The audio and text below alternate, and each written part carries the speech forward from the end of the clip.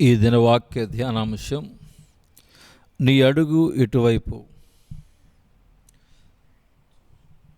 ఓ సహోదరి, సహోదరుడా, పాస్టర్ గారి దగ్గరకు వచ్చి, అయ్యా, నేను వేసే ప్రతి అడుగు చీకటిలో పడుతుంది, ఏ పని చేసినా అందులో విజయము చూడలేకపోతున్నాను, కారణం ఏమిటో దయచేసి చెప్తారా అని అడిగింది.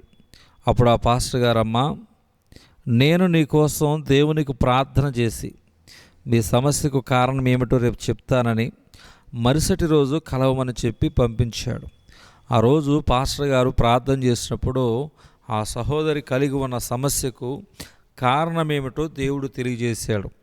మరుసటి రోజు ఆ సహోదరి వచ్చినప్పుడు పాస్టర్ గారు ఆమెతో, అమ్మ, నేను నీ సమస్య నిమిత్తం ప్రార్థన చేశాను, ఆ సమస్యకు గల కారణాన్ని దేవుడు నాకు తెలియజేశాడు, నీకు అర్థమయ్యే విధంగా చక్కగా చెప్తాను విను అని అంటూ ఈ విధంగా ఒక ప్రశ్న వేశాడు. మనము సూర్యునికి వ్యతిరేకంగా నిలబడి ముందుకు నడిస్తే మన నీడ ఎక్కడ పడుతుంది? అప్పుడు ఆ సహోదరి ఇచ్చిన సమాధానం, అయ్యా, సూర్యునికి వ్యతిరేకంగా నిలబడి అడుగులు వేస్తే మన నీడ మన ముందు పడుతుంది. నువ్వు కలిగి ఉన్న సమస్యకు కూడా కారణం అదేనమ్మా. నువ్వు నీతి సూర్యుడైన ప్రభు అయిన యేసు క్రీస్తుకు వ్యతిరేకంగా దూరంగా అడుగులు వేస్తున్నావు. కావున నీ ప్రతి అడుగు నీ నీడ చీకటిలో పడుతుంది.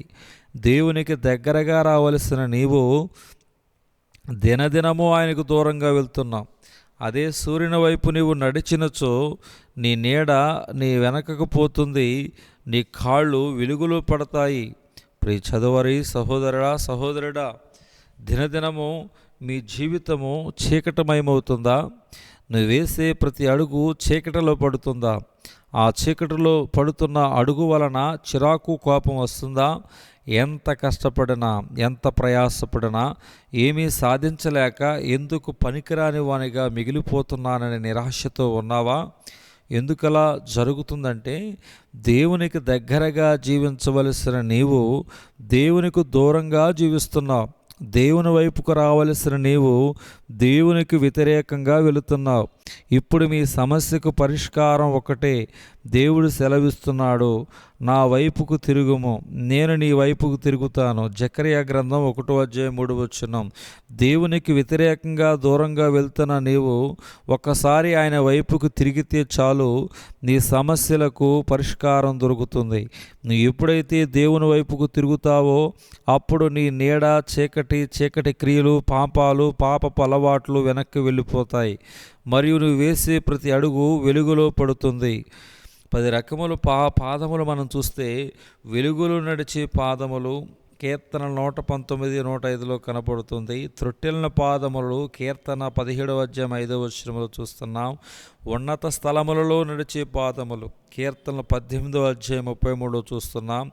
దేవుని మార్గమును విడిచి పోని పాదములు చూస్తున్నాం. కీర్తన 44:18 చూస్తున్నాం. దుష్ట మార్గము నుండి దూరముగా నుండి పాదములు కీర్తనలో 119, 101 చూస్తున్నాం. దుష్టుని ఆలోచన చొప్పున నడవని పాదములు కీర్తన గ్రంథం 1:1 చూస్తున్నాం. సువార్త ప్రకటించి సుందరమైన పాదములు యెషయా గ్రంథం 52:7 చూస్తున్నాం. సమాధానమును వెంటాడే పాదములు 2 తిమోతి 2:22, 23 చూస్తున్నాం. పాపము నుండి పారిపోయే పాదములు ఆదికాండం 39:12 చూస్తున్నాం.